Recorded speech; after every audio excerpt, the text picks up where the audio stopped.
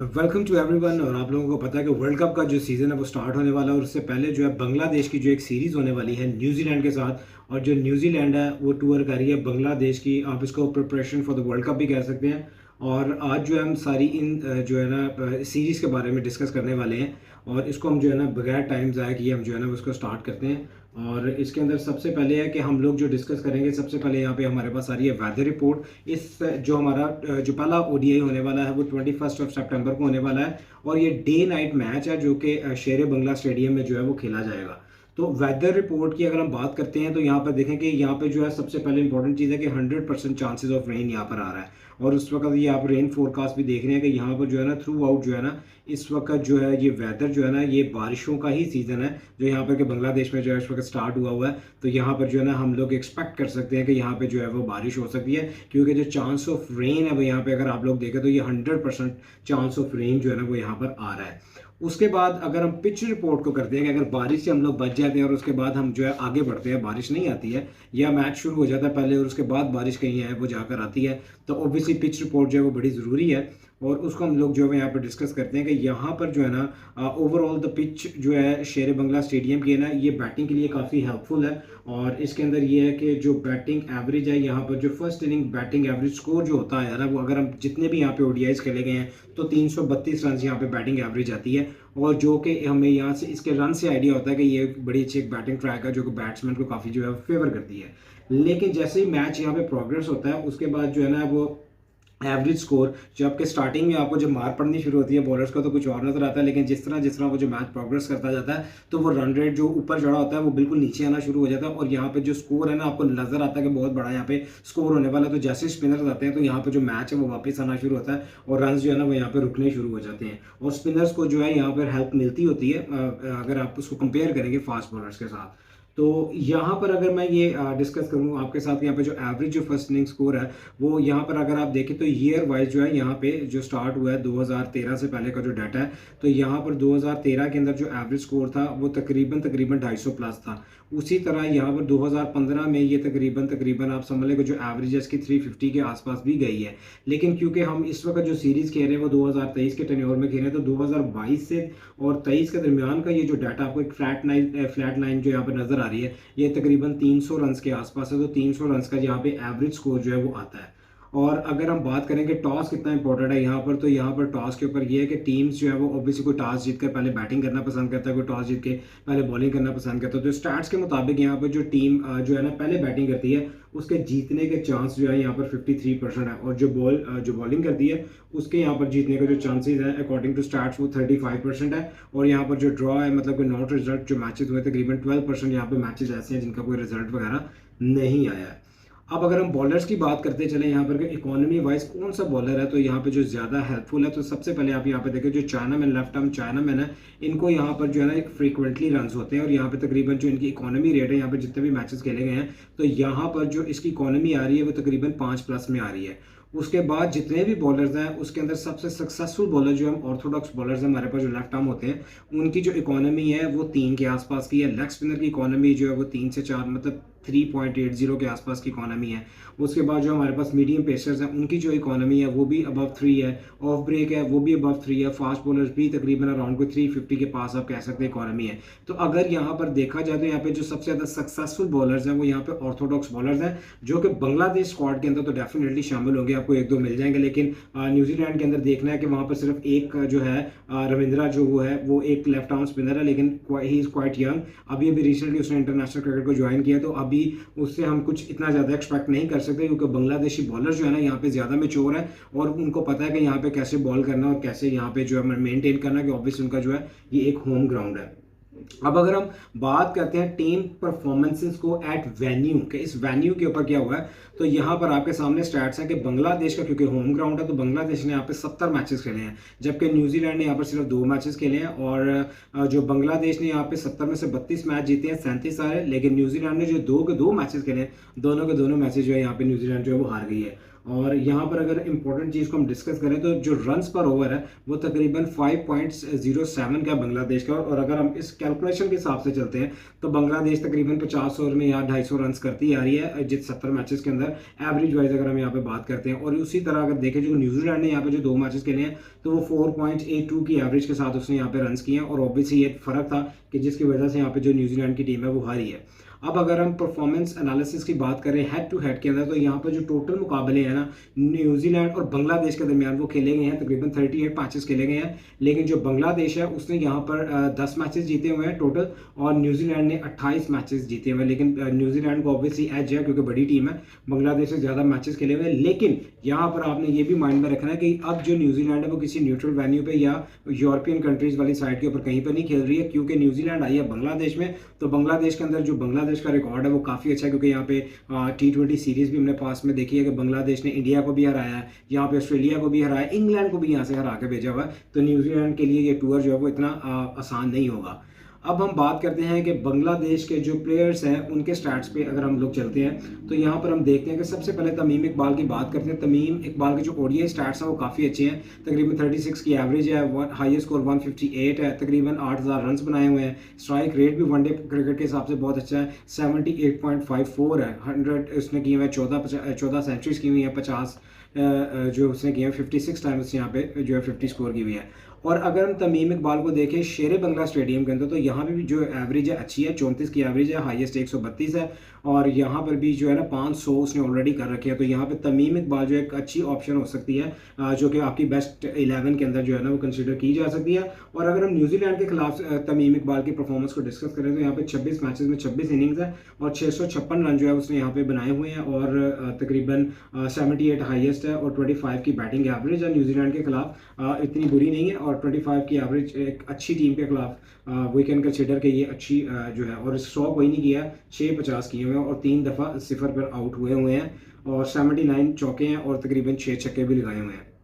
Next जो important batsman है Bangladeshi lineup के अंदर वो लिटन दास है, और लिटन दास ने यहाँ पे जो किया हुआ है 75 मैचेस कैरियर के अंदर है, एवरेज 33 की है, हाईएस्ट 176 रन है, 500 किए हुए हैं, 10-50 किए हुए हैं। तो एक बांग्लादेशी बैटिंग लाइनअप के लिए एक इंपॉर्टेंट जो है ना वो मतलब रोल प्ले कर सकता है लिटन दास यहाँ पे एट शेर बंगला स्टेडियम। 75 आउट ऑफ 19 मैचेस के लिए यहाँ पर बैटिंग एवरेज जो है बिल्कुल कम है, 15 की बैटिंग एवरेज है, 41 हाईएस्ट है, और 288 रन किए हैं सिर्फ 19 में। तो यहाँ से हमें ये लग रहा है कि 19 मैचेस के अंदर अपने होम ग्राउंड पे भी कोई अच्छा परफॉर्म नहीं कर पाए हैं, तो यहाँ पे कुछ ना कुछ मतलब ट्रबल में रहते हैं, और ये स्टैट्स जो है ये बता रहे हैं। उसके बाद हम चलते हैं अगेंस्ट न्यूजीलैंड क्या किया है, तो न्यूजीलैंड के खिलाफ 75 में से सिर्फ 6 मैचेस ही खेले हैं, 6 इनिंग्स है, 43 रन किए हुए हैं, और एवरेज जो है वो यहाँ मजीद ड्रॉप हो जाती है, और 7.16 की एवरेज है। और जो न्यूजीलैंड बॉलिंग है वो आपको पता है कि ट्रेंट बोल्ट होते हैं और टीम साउदी होते हैं, तो ऐसी बॉलिंग लाइनअप के खिलाफ जो है इन्होंने कुछ खासा अच्छा परफॉर्मेंस नहीं दिया हुआ है। और स्ट्रेट फॉरवर्ड अगर कैरियर का स्ट्राइक रेट देखें तो 87 का है,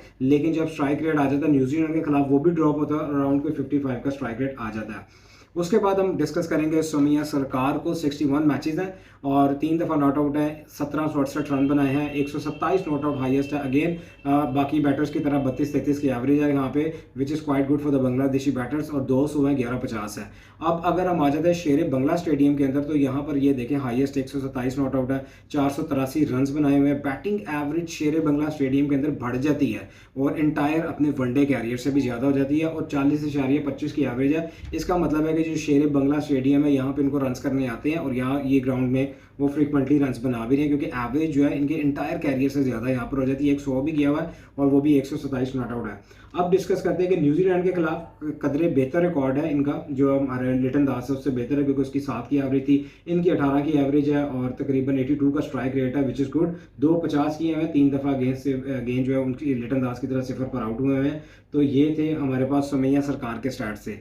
उसके बाद अगर हम आगे चलते हैं तौहीद हरिदोया, और इसका जो है अभी क्योंकि रिसेंटली अभी इंटरनेशनल क्रिकेट में आए हैं और ज़्यादा मैचेस नहीं खेले, 14 मैचेस है, 13 इनिंग्स है इसकी, और 1 दफ़ा नॉट आउट है, 496 रन बनाए हैं, 92 highest, quite very good batting average है। अगर आप किसी को डिस्कस करते हैं कि वो बैटर जो कि मिडिल ऑर्डर में खेलने के लिए आ रहा है, तो मैं कहता हूँ कि फंटास्टिक बांग्लादेशी लाइनअप के अंदर, और इन्होंने अभी एशिया कप में भी जो है काफ़ी अच्छी बैटिंग की है, और इसके अंदर 86 का स्ट्राइक रेट है, 550 है, और अनफॉर्चुनेटली कोई 100 नहीं कर सके क्योंकि 92 जो रन 92 उनका जो है रन है वो हाईएस्ट स्कोर है। अगेन शेर बंगला स्टेडियम के अंदर कोई वनडे मैच नहीं खेला, न्यूजीलैंड के खिलाफ भी ये अभी तक कोई मैच जो है वो नहीं खेले हैं।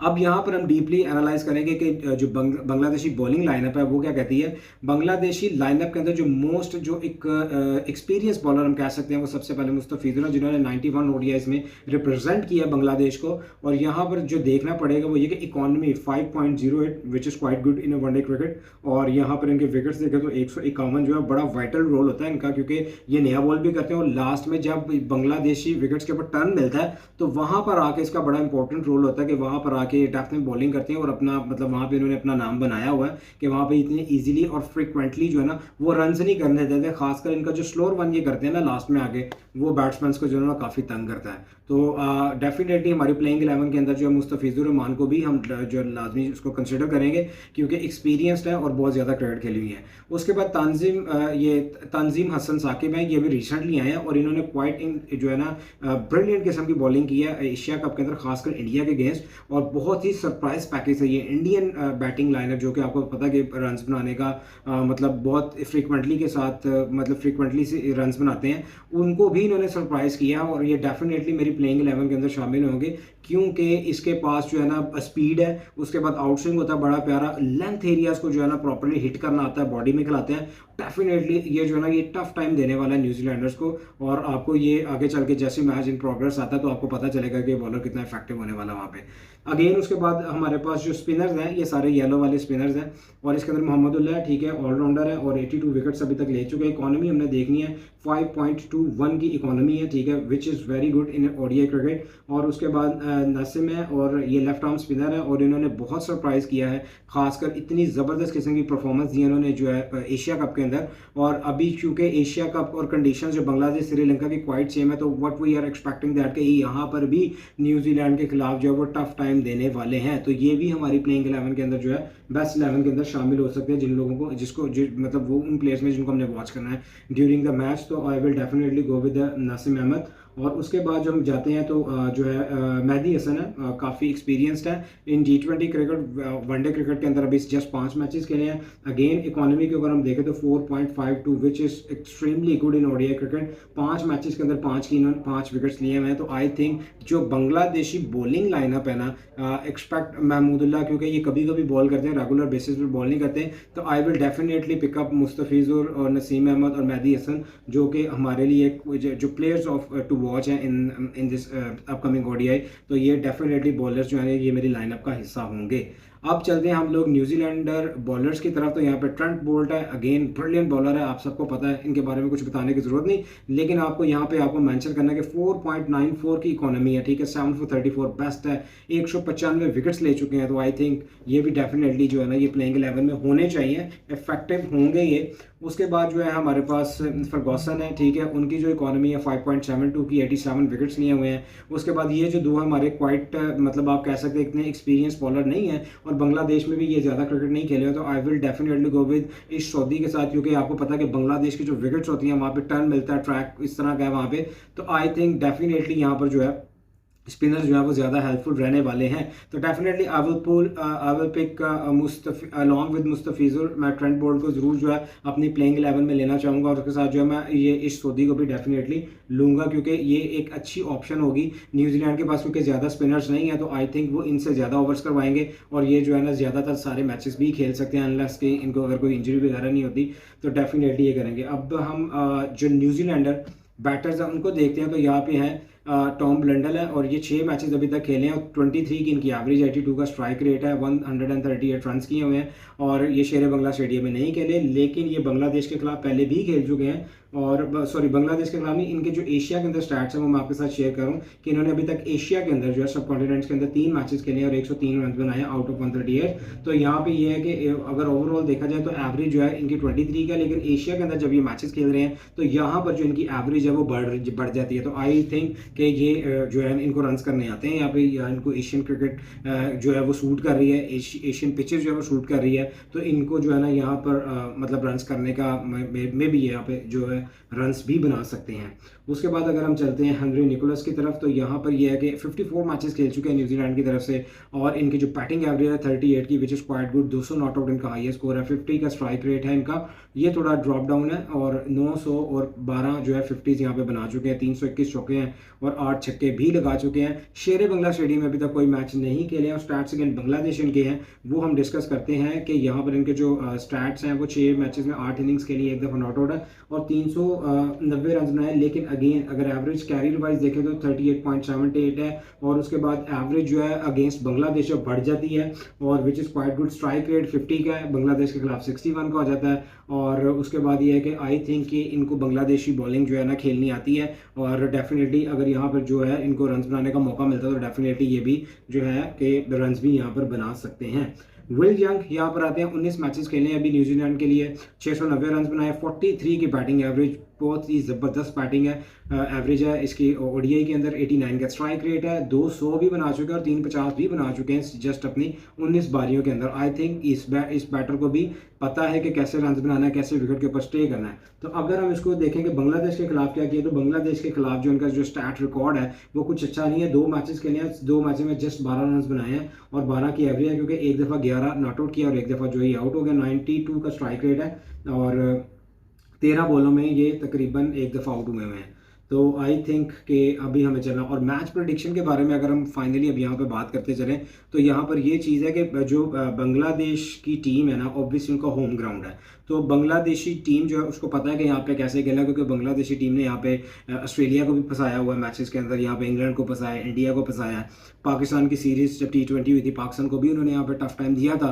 तो आई थिंक कि बांग्लादेश को यहाँ पे फेवर जो है ना वो ज़्यादा, और ऑब्वियसली टॉस जो है ना इंपॉर्टेंट है, क्योंकि यहाँ पर जो भी टीमें हमने एज पर स्टैट्स जो हमने शो किए थे उसके अंदर यही था कि जो टीम यहाँ पे पहले बैटिंग करती है वो तकरीबन ऑलमोस्ट 53% जो है ना यहाँ पे मैचेस जीत जाती है। तो ऑब्वियसली यहाँ पे जो भी कोई टॉस जीतेगा वो पहले बैटिंग करने को जो है प्रेफर करेगा, और क्योंकि सेकंड टाइम के ऊपर यहाँ पे जिस तरह जो पिच है वो स्लो होती है, तो यहाँ पे रन्स बनाने की जो ऑप्शन है ना वो थोड़ी कम होती जाती है, रन रेट जो है वो नीचे आना शुरू हो जाता है। तो डेफिनेटली क्योंकि जब मैच प्रोग्रेस करता है तो मेरे पास ये है कि मेरे पास जो क्वालिटी स्पिनर्स हैं वो डेफिनेटली बांग्लादेश के पास है, बांग्लादेश का होम ग्राउंड है, तो I will definitely go with Bangladesh. मेरे ख्याल से जो बांग्लादेश की टीम है यहाँ पे वो न्यूजीलैंड को टफ टाइम दे सकती है, और ये जो मैच है ये भी बासानी जीत सकती है। तो अगर आपने मेरे चैनल को सब्सक्राइब नहीं किया, क्योंकि आगे वर्ल्ड कप है और वर्ल्ड कप के अंदर आपको काफ़ी जो अपडेट्स मैं देने वाला हूँ, तो आप इस मेरे चैनल को ज़रूर सब्सक्राइब कीजिएगा, और मिलते हैं एक नई वीडियो में। Thank you very much.